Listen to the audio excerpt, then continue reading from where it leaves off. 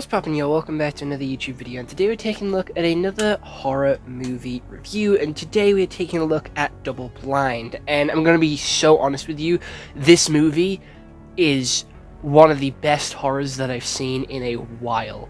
I am a little bit sick of these slasher style horror sort of films because they're quite boring, they're very overdone, they're very predictable, and you know, I'm moving away from them. Like I said in a previous horror sort of video talk through of like Danny Darko, that these films are just boring and repetitive and they're just not as interesting.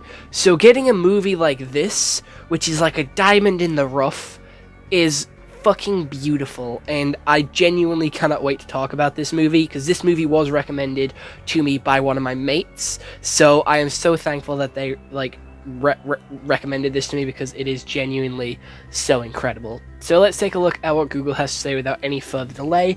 So Double Blind is the movie title. It came out in 2023. It is a horror thriller which is only 1 hour and 30 minutes.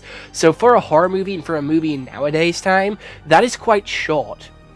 It has a 100% Rotten Tomatoes and a 5.6 out of 10 on IMDb. So that is like two opposite ends of the spectrum. One thinks it's like mid and the other one thinks it's brilliant. You can watch this on Amazon Prime and Google Play. When an experimental drug trial goes horribly wrong, the surviving test subjects must fight off sleep and one another to stay alive.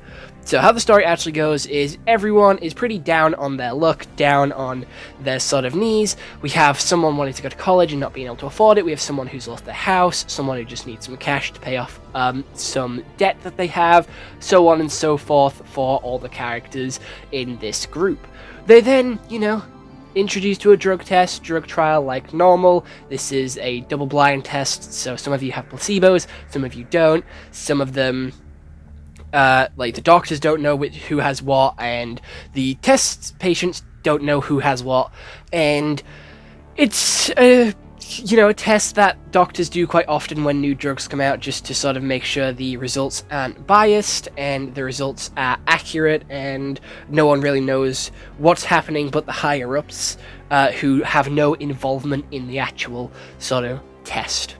However, you know, shit starts to go bad when they start to not be able to sleep, and the higher-ups start to push this test further, increasing their dosage, making it better, pushing them to the extremes, pushing them to their limits, and, you know, it turns into a test of who can, like, stay awake longest, and, you know, if you stay to the end of the test, you get an extra 30k.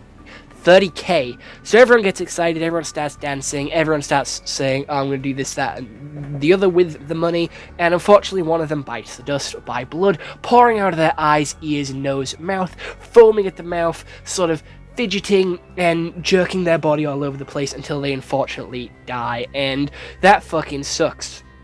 Then a lockdown shows up, and they are stuck in there for 24 hours.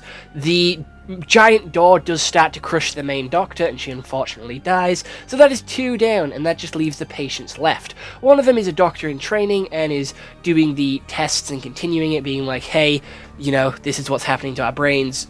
If you go to sleep, you will die, because your brains are in overactive mode, and going to sleep will just send you over the edge. So, you know, you can't go to sleep, so they have to stay awake for 24 hours, and they're trying their absolute best. Unfortunately, another one does end up disappearing.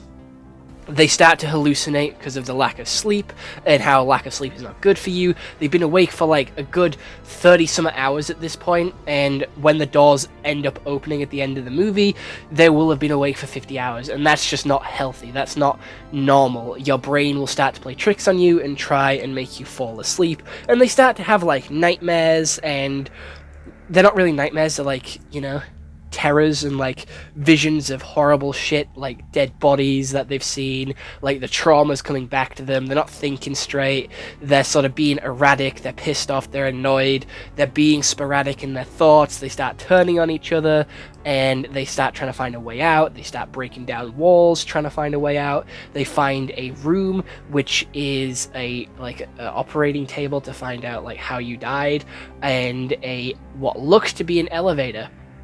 but it's not an elevator, as we find out someone tries to go in it, tries to make a break for the exit, and burns himself alive.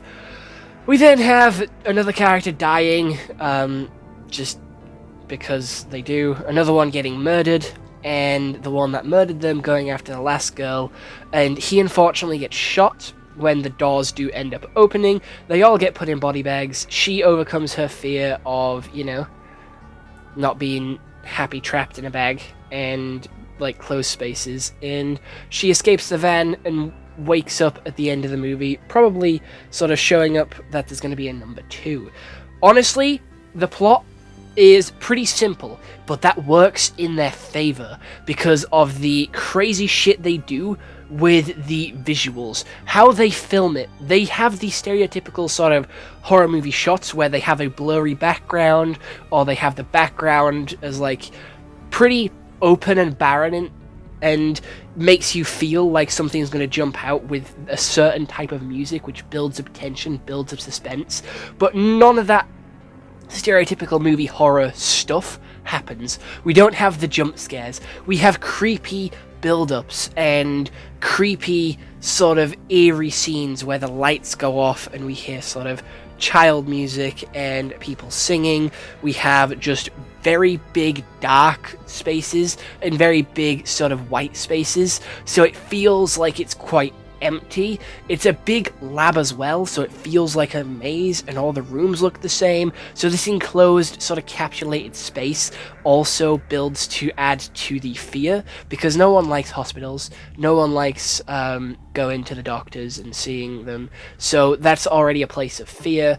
We have it being built on that they're stuck inside with dead bodies, and then the visions of the dead bodies and how the dead bodies are talking to them, and they're not actually moving around, but because they're sort of paranoid, they're panicking, and they're stressed, they have a lack of sleep, they're sort of envisioning these voices moving around, and they build up like suspense with majority of the deaths, because the first one just had the character bleeding from every sort of orifice they have. That's fucking scary. That's terrifying. Bleeding from every orifice you have, that shit doesn't look good. That shit is ugly and, scary. We then have the other ones sort of not hearing sound, but it being delayed.